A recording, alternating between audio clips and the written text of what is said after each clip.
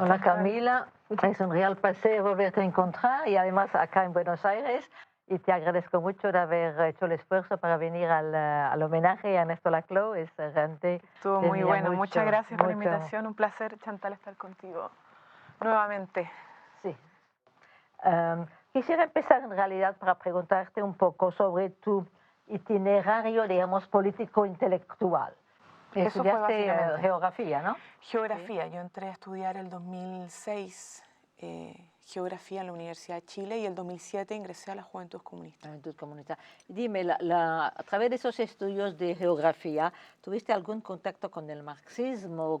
Tu formación, digamos, a través del marxismo se dio dependientemente de la carrera o ya había algunos elementos de gente de progresista que ustedes leían? Sí, a ver, extracurricularmente, mi primer acercamiento a teórico de izquierda fueron con amigos anarquistas que me presentaron un texto, por ejemplo, de Bakunin. No tuve un acercamiento al marxismo directo durante mi formación escolar. Insisto, más bien fue la formación valórica, también muy ligada al desarrollo cultural, folclórico, del cual fue muy parte el Partido Comunista en Chile, a través de la música, eventos culturales, Víctor Jara, Violeta, de los escritos también de Salvador Allende y la historia de la Unidad Popular. Pero en términos teóricos más duros, ¿cierto? Mi primer acercamiento fue a Bakunin y con posterioridad al Manifiesto Comunista, con posterioridad al Capital, empecé a conocer mucho más de marxismo, Gramsci ya en la universidad, y en geografía, David Harvey, por ejemplo, uno de los principales geógrafos desde la corriente radical, ¿cierto? Sí, Más sí, crítica, y por lo tanto ahí pude hacer una relación mucho más estrecha entre lo que a mí me llama mucho la atención, la geografía, que combina aspectos de la como ciencia, entre comillas, más dura, o lo científico humanista, ¿cierto? De entender que el hombre construye su territorio, que hay una relación dialéctica entre el hombre y el espacio, y eso obviamente se vio mucho más profundizado con David Harvey y otros teóricos de la geografía más cultural, humana. Es así, es la relación entre el movimiento y el partido, ¿ves? Pero entonces tú fue a través de tu práctica política que llegaste a ver esa importancia, no fue a través de discusiones teóricas, porque por ejemplo yo te regalé cuando nos vimos el año pasado en Santiago mi último libro, Agonística, pensar el mundo políticamente, y allá tengo un capítulo donde yo en realidad planteo ese problema. Yo hago la distinción, por ejemplo, entre dos tipos de política radical. ¿No? Digo, ahí está la estrategia de la deserción, del éxodo, que es lo que defiende, por ejemplo, gente como Arte Negri, y que muchos movimientos sociales están en esa línea, ¿no? Que no hay que meterse con el Estado, no hay que meterse con los partidos, y hay que, al contrario, tratar bueno, la estrategia del éxodo me parece que ellos mismos además reivindican ese término, no es que yo le esté imponiendo Sí. eso, no hay que estar fuera y crear un mundo nuevo fuera. Bueno, yo estoy bastante crítica de esa perspectiva y más bien yo defiendo la estrategia que yo llamo la estrategia de involucrarse con las instituciones. Acá evidentemente muy inspirada de Gramsci, de la idea de la guerra de posición, y entonces, bueno, yo defiendo la posición de que lo importante, si uno realmente quiere llegar a una transformación importante en la sociedad, no puede ser ni simplemente la partido tradicional, ¿no? Pero tampoco ir al otro extremo que decía, no, son los nuevos movimientos, que es muy importante establecer una sinergia entre la lucha de los nuevos movimientos y la lucha, digamos, a través de los partidos. Eso es y yo he encontrado que, bueno, una cosa que me gusta mucho en lo que tú escribes es que tú defiendes también esa línea, pero tú has llegado a esa idea a través digamos, de la lucha política o a través de reflexión también, a través de algunas lecturas teóricas. Bueno, ambas, porque la práctica política está permanentemente acompañada también de reflexión política, pero además ligado mucho a la historia del Partido Comunista en Chile. Porque además Ajá, la historia del claro. Partido Comunista en Chile Es muy distinta a los otros partidos comunistas en el mundo. Ya nosotros tuvimos una fundación del Partido Comunista con Luis Emilio Recabarren, cuando se fundó el Partido Obrero Socialista, que llegó el Partido Comunista, antes de que llegara, ¿cierto?, la idea de lo que era la Unión Soviética. Y teníamos una historia de un partido que, al calor de la lucha obrera, ¿cierto?, que después se fue ampliando, siempre miraba la disputa también de la institucionalidad, que en el marco, ¿cierto?, con distintas características según los contextos, pero son todo un sistema de control, opresión, subordinación de segmentos de la población históricamente postergados que se han caracterizado de distintas maneras. O sea, lo obrero, hoy día es más que una clase trabajadora obrera, son trabajadores precarizados, también a la mujer, en fin. Y el Partido Comunista en su historia y en sus distintos momentos, en sus distintos congresos, porque en un momento fue, por ejemplo, la política de rebelión popular como una instancia de resistencia y de confrontar y disputar la hegemonía en el ejercicio de la violencia directa de la dictadura militar, y hoy día estamos con lo que es la revolución democrática, sí, claro, esto de neoliberalismo versus democracia, sí, radicalización de la democracia. Entonces, son reflexión y práctica, pero sobre todo porque a nosotros nos cuesta mucho esta como separación forzada de lo que es el Estado con la sociedad. Dicen nosotros los comunistas, sí, los comunistas, sí. el Partido Comunista, y que yo además es como algo cotidiano. Para mí me resultaba muy paradójico que dentro, por ejemplo, del movimiento estudiantil del 2011 hubiesen sectores de la izquierda que dijeran que no había que ir al Parlamento, no había que ir a sentarse a disputar con el gobierno, y menos aún ser candidato al Parlamento, porque era entregarse a la cooptación del aparato del Estado, a la institucionalidad, y por lo tanto vender los principios del movimiento estudiantil. Pero sin embargo era la misma gente que salía a las calles a exigirle al Estado respuesta ante las demandas. No hay una separación, y lo que nosotros dijimos es que aquí hay que disputar, como tú lo señalas, ¿cierto?, está el involucramiento crítico con las instituciones, no para administrar lo que hay, sino que para superarlo y transformarlo. Claro. Pero eso tampoco tiene que desconocer la lucha social fuera de la política formal institucional, ¿cierto? De los movimientos sociales tienen que dialogar esto sinérgicamente para generar un poder articulado que logre contrarrestar al poder dominante. Sí, yo creo que hoy día es realmente uno de los problemas fundamentales, diría yo, cuando uno piensa en una política, llamémosla radical. Y yo me acuerdo que hubo un momento en el cual, bueno, hubo la llamada Revolución Árabe, y después estuvo los indignados, y había una especie de, como de tendencia a presentar todo eso como ejemplos de la cosa de la deserción del Estado. Y yo en realidad escribí varias cosas donde decía, no, pero es simplista. A mí me parece que no puede poner uno el movimiento estudiantil chileno al mismo nivel que los indignados en España. No, claro que uno podía ver, sí, es la juventud, pero allá me parece, decía yo, que hay una estrategia muy distinta, porque el movimiento estudiantil, bueno, en primer lugar es un movimiento, está estructurado, bueno, tú eras un momento la presidenta, ¿no? Es un movimiento que tiene demandas, no es como los indignados de democracia real, ya sin especificar de qué se trataba, o también, digamos, los movimientos de Occupy, ¿no? Había toda una tendencia así, de decir, no, eso realmente es la línea, y querían justamente tomar el ejemplo del movimiento estudiantil en Chile como un ejemplo de eso. Yo decía, no, además hay demandas concretas, demandas que están dirigidas al Estado, así que no, uno no puede ver eso como un método de dirección. Pero entonces, ¿tú crees que había una tendencia de ese movimiento? Había las dos almas, diría yo. Había la parte justamente de involucramiento con el Estado, pero también había una parte que estaba, ¿cómo ustedes, porque veían, como ven ahora, esos movimientos indignados, Occupy, con simpatía, y ven eso como siendo la línea que hay que seguir, o es que se han dado cuenta, por ejemplo, todos esos estudiantes del movimiento que no querían meterse con el Estado, ¿están empezando a darse cuenta de las limitaciones de esa estrategia o siguen todavía con su idea de que Yo creo que efectivamente los movimientos recientes en el mundo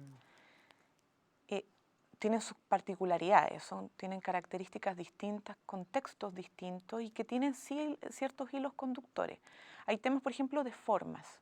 ¿Ya? El movimiento estudiantil en Chile, por ejemplo, tuvo mucho de buscar innovar en la forma de movilización. Quizás no creamos en nada que no se haya hecho antes. Durante los movimientos de resistencia a la Unidad Popular también hubieron manifestaciones creativas, intervención en el espacio público, pero hubo mucho esa necesidad de la juventud de, por ejemplo, hacer la Besatón, correr no sé cuántos kilómetros alrededor de la Moneda, que el Palacio de Gobierno, hacer canciones relacionadas con intervenciones y que a través de redes sociales eso se masificó y permitió que mucha otra gente simpatizara también con el movimiento, porque era una cuestión solamente que decíamos esto y era la clásica marcha, sino que tenía mucho color, mucha diversidad, mucha transversalidad y mucha creatividad. Y yo creo que eso también se expresó en otros movimientos del mundo, pero sí hay diferencias, como bien tú dices, nuestro movimiento estudiantil, más por el contexto, más bien el desarrollo histórico, cómo han sido las organizaciones estudiantiles en Chile, siempre han sido muy institucionalizadas. O sea, nosotros tenemos centros de estudiantes, federaciones de estudiantes, confederación de estudiantes, y la política estudiantil en Chile valora mucho su orgánica, tener una orgánica y tener estatutos, tener una orgánica de representación que nos ha costado mucho mantener y defender. En la dictadura se destruyó o se trató de destruir la organización sindical, estudiantil, gremial.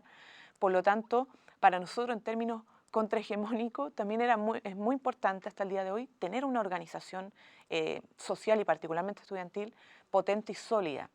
Y por lo tanto, eso nos ha permitido también una maduración orgánica y política distinta, donde nosotros tenemos como tradición reforma a la educación, y a partir de la reforma a la educación y la exigencia al Estado a hacer los cambios y posteriormente involucrarse críticamente con el Estado para desde adentro también empujar esos cambios y no simplemente exigir a quienes no quieren hacer los cambios. Sí, claro, bueno, en realidad me parece que y también una visión de sociedad más compleja. Sí, pero justamente allá me refuerza la idea de que es completamente equivocado de verlos como muy similar a los indignados en España. A mí me parece que un caso realmente interesante que muestra al mismo tiempo las limitaciones de esa línea y un poco el camino a seguir es el caso de España, el nacimiento de Podemos, ¿no? Porque allá realmente hubo, bueno, esa especie de tipo de éxodos que no, hasta, bueno, llegaron a decir no hay que tomar parte en las elecciones. Bueno, consecuencia de eso es que después el Partido Popular hubo una enorme efervescencia de resistencia en España durante casi 2 años, después elecciones y entonces gana con mayoría absoluta el Partido Popular. Y eso además fue lo que hizo reaccionar a gente como Pablo Iglesias, Íñigo Errejón, que dijo, no, pero no vamos a dejar que toda esa actividad de resistencia se pierda. Hay que también darle una dirección, un giro, una forma de institucionalizarse. ¿Ves? Y yo creo que en ese sentido es un buen ejemplo, me parece, de lo que hay que hacer si uno realmente va a desarrollar una política progresista, la llamado, si tú quieres, de izquierda, aunque a los de Podemos no les gusta, ellos quieren utilizar otro vocabulario, pero que, bueno, la cuestión finalmente que está en juego acá es una cuestión que estuvo también discutida durante el homenaje a Ernesto, es repensar la izquierda, ¿no? Porque, y como lo decía antes, bueno, evidentemente las formas tradicionales puro de partidos no funcionan. Además, bueno, se habla tanto de la crisis de los partidos y de alguna manera es cierto, hay que reconocer que hay, bueno, acá hablo realmente de Europa porque la situación en América Latina y prácticamente en América del Sur es distinta, pero que hay, como diría yo, la necesidad de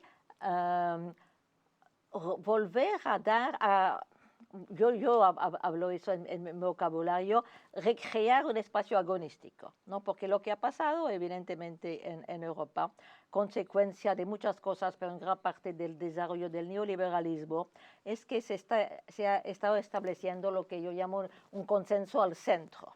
¿No? Finalmente sí. no hay diferencia fundamental entre lo que ofrece el centro derecha y el centro izquierda. Entonces, para mí eso está al origen de esa crisis de la representación. Pero frente a eso hay dos reacciones. Hay unos que justamente los indignados, no, lo que está en cuestión es la idea misma de representación. Lo que tenemos que hacer, hay que repensar la izquierda de una manera no representativa. Nosotros tenemos que encontrar maneras de desarrollar una democracia no representativa. Hasta la llaman a veces presentista. Presentista para decir que ni siquiera aceptan la idea de la democracia directa, porque la democracia directa es todavía demasiado representativa. Entonces hay que ser una cosa de democracia in acto, ¿no? Bueno, eso es una especie de salida, bueno, una falsa salida, diría yo, a esa crisis de representación. Yo creo que el problema, hay evidentemente una crisis de representación, que está dada por el hecho de que, bueno, acá podemos utilizar una expresión de los indignados que me parece muy acertada. Dicen, nosotros tenemos voto, pero no tenemos voz. Es cierto que tú tienes un voto, pero que es para votar entre Pepsi-Cola y Coca-Cola, como siempre me divertía con mis estudiantes, decía, bueno, finalmente la diferencia que hay entre centro derecho y centro izquierda es Pepsi-Cola y Coca-Cola. Bueno, hay que extrañarse que la gente pierde interés en la política, ¿no? Que no va a votar, porque realmente para qué se van a molestar si no va a haber ninguna diferencia. Entonces, lo que hay que hacer es volver a dar un sentido a la política, creando la posibilidad para la gente de tener no solamente un voto, pero también una voz. Entonces, en ese caso, no hay que poner en cuestión la democracia representativa. Lo que hay que hacer es hacerla más representativa, crear las condiciones para que la gente se vuelva a apasionar para la política, ¿no? Que sienten que vale la pena ir a votar porque hay algo realmente está en juego allá. Yo tengo la impresión que en Chile, de una manera distinta, pero también se ha establecido ese consenso al centro y que la gente no tiene la impresión que realmente hay una real representación de intereses distintos. ¿No estarías de acuerdo con eso o no? Mira, efectivamente en Chile, después de la dictadura militar, el mayor nivel de institucionalización y de construcción de hegemonía neoliberal se dio con posterioridad a la dictadura militar. O sea, en primer lugar, el modelo neoliberal, ultra neoliberal que tenemos en Chile no hubiera sido posible si no hubiera sido instaurado mediante la fuerza, impuesto mediante la fuerza, porque no era algo que en Chile se pensara como necesario, ni posible, ni deseable, por las mayorías.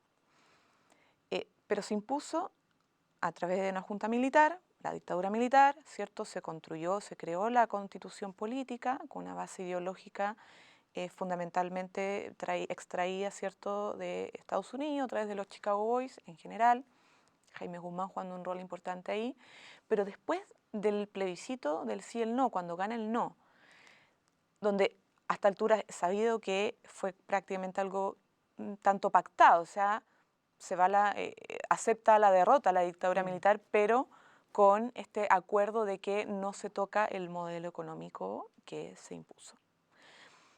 Y por lo tanto se mantiene el modelo económico, claro, que es... ¿Estarías de acuerdo porque hay demasiado consenso? Porque yo me acuerdo que justamente cuando estuve en Chile... De hecho, la crítica principal al inicio del gobierno de Bachelet era no reeditar la política de los consensos con la derecha.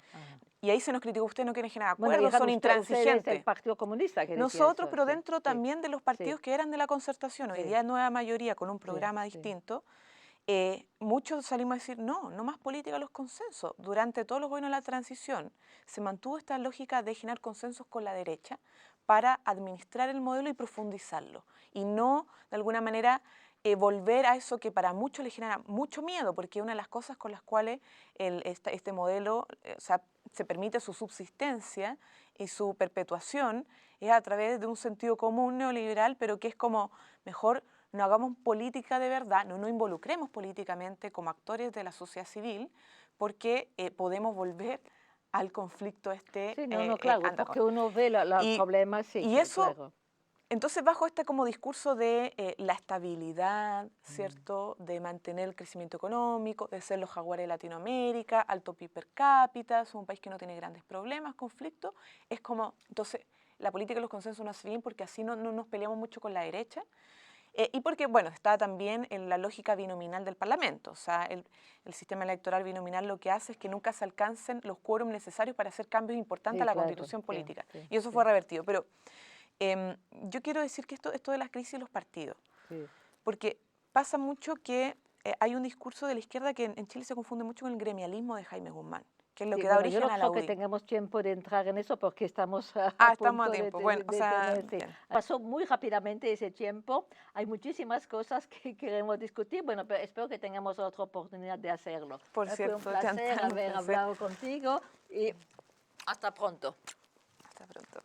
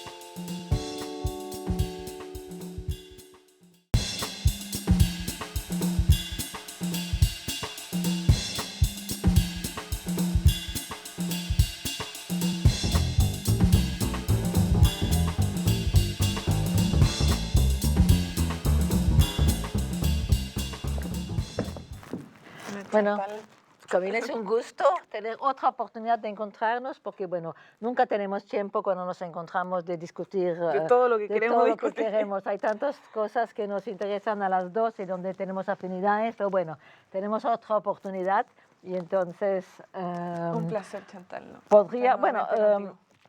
una de las cosas que yo sé por lo que haber te leído y por haber discutido contigo que te interpela a ti también y que me interpela a mí es la cuestión de la crisis de la democracia representativa y cómo puede uno imaginar una salida a esa crisis que sea una salida, digamos, que contribuye a la radicalización de la democracia. Bueno, me gustaría saber cómo se plantea esa cuestión en Chile. A ver, yo creo que hay un cuestionamiento profundo a la democracia representativa en Chile que se traduce, más bien se visibiliza en la desconfianza y la falta de credibilidad a los partidos políticos, al Parlamento, al gobierno, a las instituciones políticas en general. Pero no es asociado directamente o necesariamente a que no se quiere contar con una democracia representativa, sino que de alguna manera se cuestiona el por qué hasta el día de hoy nuestra institucionalidad política, nuestros representantes no han respondido realmente a los intereses de las grandes mayorías, y es porque justamente había un vaciamiento del poder político, de la política, como uno podría entenderla, ¿cierto? Como la posibilidad de debatir grandes cosas y poner en cuestión los órdenes establecidos y de generar un conflicto en la política que permita vislumbrar este partido quiere esto, este partido quiere este otro, y la posibilidad de construir alternativas al modelo impuesto. Y más bien la política representativa ha dejado de ser representativa del pueblo en un ejercicio de soberanía, ¿cierto? Y ha sido más bien secuestrada por otro poder que es mayor, ¿ya? Que el que está inmiscuyéndose en la política, que es más bien el poder económico. Y ha pasado en Chile, o sea, la Sí, evidencia, por ejemplo, de claro. los casos de corrupción, del financiamiento a las campañas, de que el lobby del mundo empresarial, el que determina las definiciones políticas, finalmente, es lo que a la gente le molesta, creo yo. Entonces, el cuestionamiento de la institucionalidad política es que no ha sido capaz de responder a las grandes demandas y los intereses de la mayoría y no ha involucrado tampoco en el ejercicio de la democracia a esa mayoría. Entonces, es como, necesitamos que realmente nos representen, pero que también nos involucren de manera más directa en la toma de decisiones, a través de un equilibrio entre lo que es representatividad, lo que es democracia directa, y lo otro que es más bien una cuestión que depende de las mismas organizaciones sociales. Las organizaciones sociales no pueden esperar que el Estado resuelva todos los canales y métodos de participación de ellos en el aparato estatal, sino que también las organizaciones vivas tienen que ser capaces de construir sus propias redes de democracia locales, comunitarias, que son muy necesarias para cualquier posible radicalización de una democracia. Yo lo que empiezo a ver son, de la misma manera, digamos, de que había elementos de la crisis de la socialdemocracia que permitían también una lucha contrahegemónica. Yo creo que desde la crisis en Europa, bueno, Europa, pero evidentemente no es únicamente en Europa, más vino de Estados Unidos, ya ese modelo neoliberal ya no está tan triunfante como antes, ¿no? Ya la gente la empezando a ver los problemas. ¿Tú dirías que en Chile también, por ejemplo, después de todos esos años de pillonachetismo, uno empieza a ver las grietas, digamos, de esa, o todavía no? Sí, mira, nosotros, por ejemplo, en Chile el Partido Comunista definió como la contradicción principal del periodo el neoliberalismo versus democracia, ¿ya? Y ve que es incompatible una sociedad neoliberal con un Estado neoliberal y una economía neoliberal y una cultura neoliberal, y un sentido común neoliberal, la democracia. O sea, es a tal extremo el neoliberalismo en Chile que se metió en materia de pensiones, salud, educación, o sea, no bastó simplemente lucrar Sí, claro, bajo sí. la generación de plusvalía en el aparato productivo, sino que genera plusvalía y lucro y hace negocio con derechos sociales fundamentales. Y eso también determina las reglas del juego de la política, de cómo se da este juego de poder en la política, o sea, se mete en todo ese aspecto. Por lo tanto, lo que hay que hacer es un cambio radical, ¿cierto?, en lo que son las reglas del juego y para construir una verdadera democracia. Y me ha hablado del cambio de la constitución política, que es la que heredamos de la dictadura militar. Y por lo tanto hay una disputa que es la que tenemos pendiente, además, porque no hay dentro de los sectores izquierda tampoco un acuerdo de cómo tiene que darse el proceso de cambio de la Constitución, el mecanismo y los contenidos de la nueva Constitución, porque tenemos también una crisis dentro de la izquierda y hasta el centro de cuál es el relato, cuál es la alternativa, cuál es el modelo de desarrollo que queremos construir, Sí, que se claro, tiene sí. que plasmar en una nueva Constitución. Y esa ausencia de relato también se ve en lo cotidiano con la dificultad de este sentido común neoliberal que todavía permanece desde la dictadura y que hasta nuestros tiempos, o sea, de gente que podría sentirse con una identidad de izquierda, pero sin embargo tiene inculcado mucho esto del individualismo, el éxito personal, que una sociedad mejor, una sociedad meritocrática, donde obviamente si un tipo llegó a ser rico, se llegó porque es inteligente y sabe hacerlo y no porque hubo una relación de explotación de un hombre sobre otro, ¿cierto? O una, en el fondo, una relación de poder que mermó, o más bien injusta. Y por lo tanto, ese sentido común neoliberal que todavía se expresa es algo que es parte como del trabajo cultural cotidiano que tenemos que hacer la izquierda y que tiene que combatirse distintos frentes para poder construir una alternativa. Pero, digamos, el movimiento estudiantil no ha contribuido a Sí, poner en cuestión contribuyó eso. mucho Sí, y en el sí. tema del lucro, porque nosotros obviamente hablamos de educación gratuita, de calidad, ¿cierto? Y hablamos de fin al lucro. Pero el lucro lo entendimos primero en el ámbito de la educación como algo que era contradictorio entender la educación como un derecho, o sea, en la medida que la educación es entendida como una mercancía, un Sí, bien claro. transable en el mercado, se produce esta lógica del negocio y por lo tanto el lucro. Y eso era perverso, genera segregación, mala educación, no había igualdad de oportunidades, etc. Pero el lucro también se cuestionó en otro ámbito de la sociedad, porque tuvimos otros casos, un caso La Polar, casos de abuso, que la gente lo vive como un malestar cotidiano, se siente abusada. Y ese abuso lo materializó en que había gente que estaba realmente lucrando con su trabajo, lucrando con sus cotizaciones. El sistema de pensiones en Chile, que además no es de libre elección, como debería en cualquier sociedad capitalista que te da la posibilidad de elegir. No, se te impone un sistema de ahorro forzoso, que es la administradora de fondo de pensiones, y esos permanentemente te están robando porque tú cotizas mes a mes, se acumula en un fondo y se utiliza la mayoría de esos fondos para hacer especulación financiera y solo un tercio para entregar pensiones que son miserables. Entonces la gente siente eso.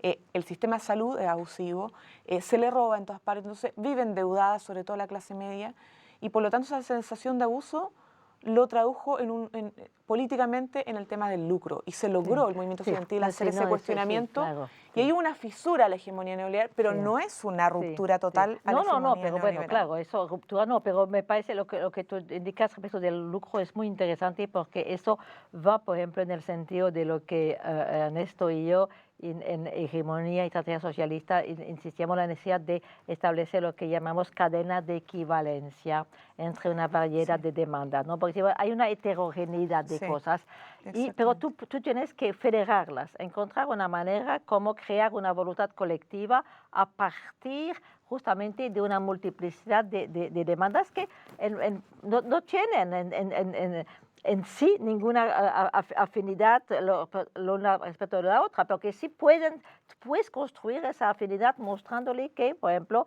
hay un elemento común que explica todo eso. Pero yo quisiera, a lo que tú dijiste antes, estoy de acuerdo con la línea, pero yo creo que eso de alguna manera nos obliga a replantear, si uno quiere justamente pensar la radicalización, la democracia, la recuperación en las sociedades actuales. Y yo creo que eso es un tema que para mí me parece importante cuando uno va a pensar la cosa de repensar la izquierda. Hoy día un proyecto hegemónico no puede limitarse a ser intereses de la clase trabajadora, porque hay mucha más gente que tú tienes que interpelar mucha más gente. ¿Ves? Entonces, en ese sentido, la categoría tradicional de la derecha y la izquierda ya no funcionan si tú piensas que corresponden a intereses ya dados. Entonces yo creo que podemos tener razón en ese sentido. Dice, no, nosotros no queremos presentarnos como la izquierda, porque la izquierda la gente lo entiende como sea el Partido Socialdemócrata, el PSOE o la ultraizquierda y no se reconoce. Por otra parte, estoy segura que en eso tú vas a estar de acuerdo conmigo, yo le diría que uno no puede no hacer referencia a los valores de izquierda, porque en esa articulación de una cantidad de demandas, de que decir, una cosa fundamental es que son gente que va a luchar por la justicia social, que va a votar, digamos, o actuar de tal manera a tener más justicia, más igualdad. Y esos son los valores de la izquierda, ¿ves? Entonces, yo que allá estamos en una situación en la cual hay que crear, y yo creo que justamente todas esas las consecuencias del modelo neoliberal hacen que hay una potencial más grande de gente que puede votar por partidos que quieren radicalizar la democracia, que no hay que tratar de interpelarlos necesariamente a partir de las categorías tradicionales de izquierda, pero que los valores hay que lograr movilizarlos hacia el valor de justicia social, pero hay que... Entonces, en ese sentido, tal vez, sí, yo no sé, por eso me gustaría saber, porque me parece interesante lo que tú dices respecto de la manera, o mejor dicho, quería decirte, para ti ser comunista hoy día en Chile, ¿qué representa exactamente ser comunista? Hice un análisis muy amplio, una pregunta muy compleja. A ver, yo creo que, y a propósito de esto de si vale la pena definirse o no de izquierda, que ya el debate no es entre izquierda y derecha, yo creo que eso es ineludible, siempre es importante tener ciertas referencias. Sí. Lo importante es cómo, si uno desde la izquierda es capaz de construir una batalla cultural real, ¿cierto? Esta batalla de las ideas, o guerra de posiciones, que es en el fondo generar un relato que le haga sentido a amplios sectores de la población, que incorpore a los trabajadores y trabajadoras que hoy día son distintos a lo que era hace un siglo atrás. La gente que tiene demandas sobre la vivienda, a los que tienen demandas sobre la educación, salud, pensiones, movimientos ecologistas, son diversos y tienen identidades distintas y muchas veces están representados por gente pobre, segmentos medios, ricos y así en términos de ingresos.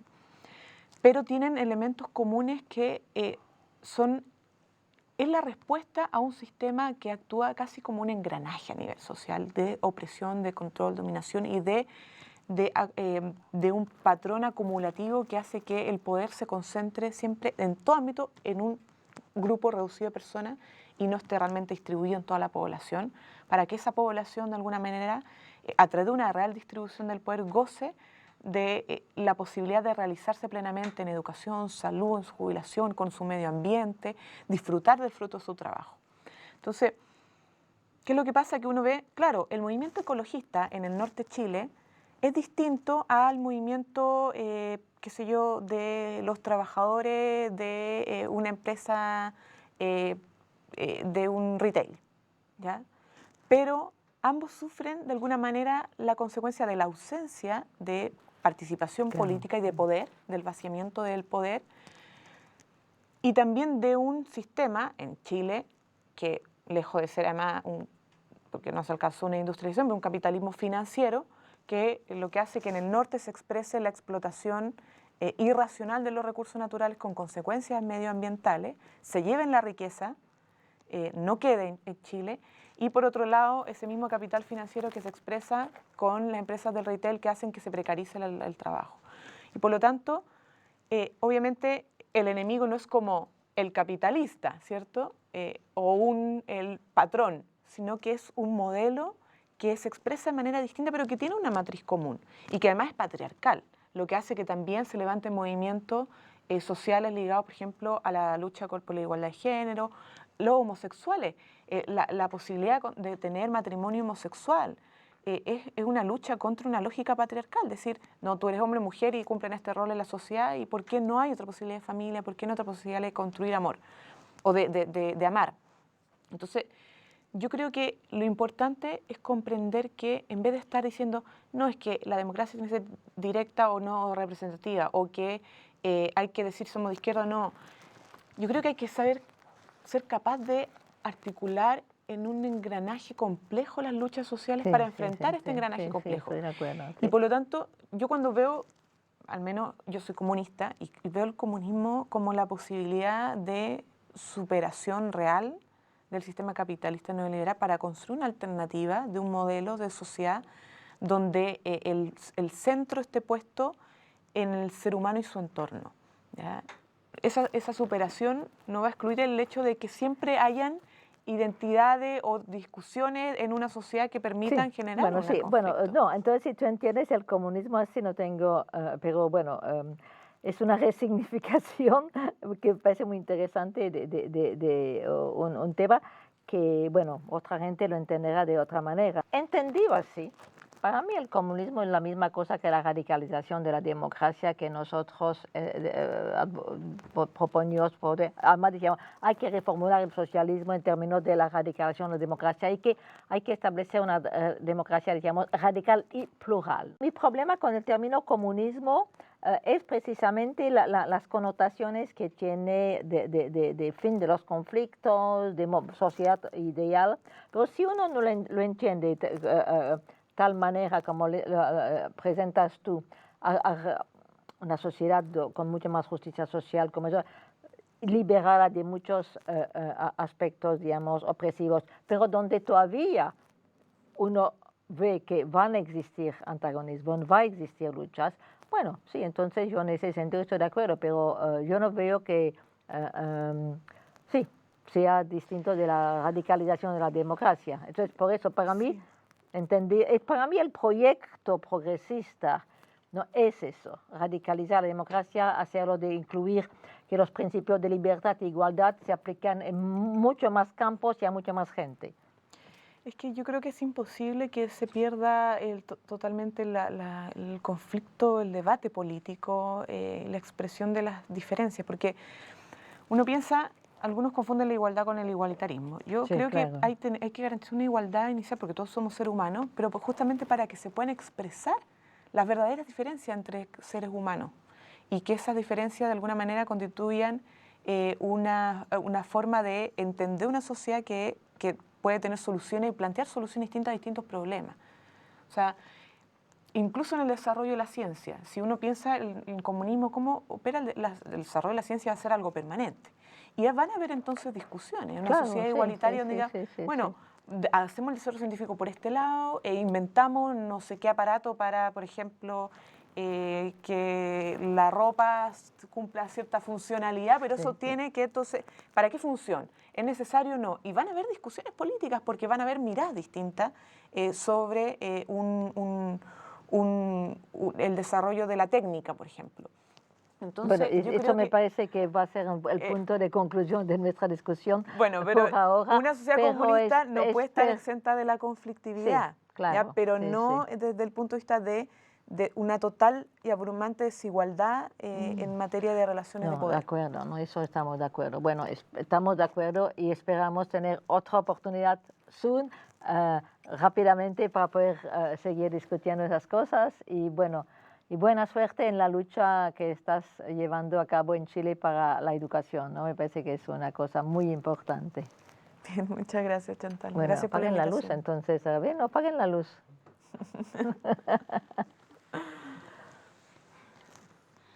Bueno, entonces ahora sí nos levantamos. Bueno, hasta pronto, Camilo.